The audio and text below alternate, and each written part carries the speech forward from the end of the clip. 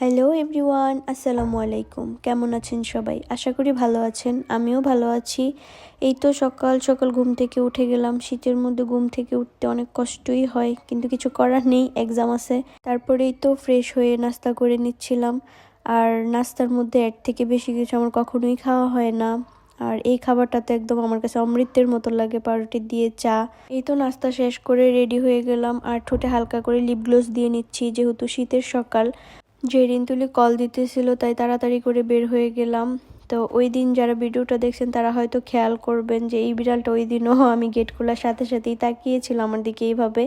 তো আজকেও আবার সেম একই কাহিনী। তো এই তো তো একটু জুম করে দেখাচ্ছিলাম যে ওইভাবে কি দেখে আসলে আমি বুঝি না।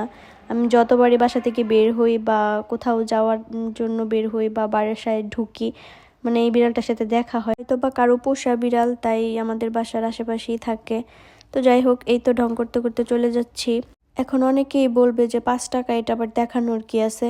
আসলে আজকে আমার কাছে অনেক ভালো লাগতেছিল যে আমার কাছে ভাঙতি আছে, কারণ আমি যতবারই অটোতে উঠি না কেন, মানে ওরা 5 টাকার ভাড়া 10 টাকা আমার কাছ থেকে রাখবেই, ওদের কাছে ভাঙতিই থাকে না। সো এই জন্য দেখাচ্ছিলাম যে আজকে মানে আমি 5 টাকাই দিতে পেরেছি।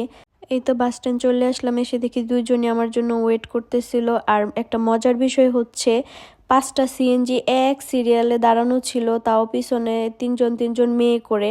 বাট মনোহর দিতে যে এত ছেলের অভাব সেটা আমি আগে জানতাম না, কারণ মানে সামনে বসে যাওয়ার মতো কোনো ছেলেই ছিল না, শুধু মেয়ে মেয়ে মেয়ে। তো এটা নিয়ে অনেক মজা করতেছিলাম। তো মজা করতে করতেই তো চলে আসলাম কলেজের সামনে।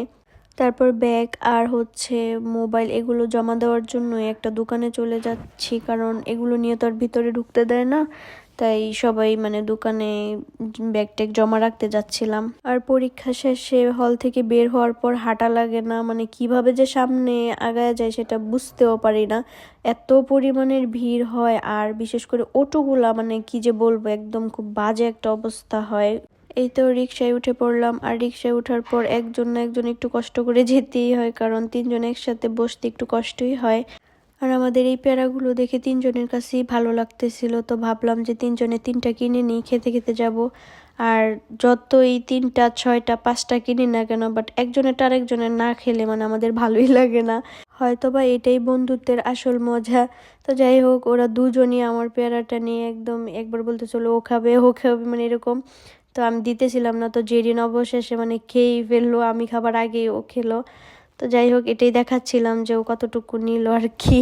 যাই হোক, আমরা একজন আরেকজনকে ছাড়া একদমই অচল, এরকম টাইপের একটা বন্ডিং। পুরো রাস্তায় তিনজন বক বক করতে করতে মানে একদম পুরা সিএনজি মাথায় করে রাখি। জানি না সামনের ওরা অনেক বিরক্ত হয়, অনেকে তো বলেই ফেলে সরাসরি যে তোমরা কম কথা বলো। তো যাই হোক, এই তো চলে আসলাম। তারপর ওরা চলে যাচ্ছিল আর আমিও তারপর চলে আসলাম বাসায়। Thanks for watching.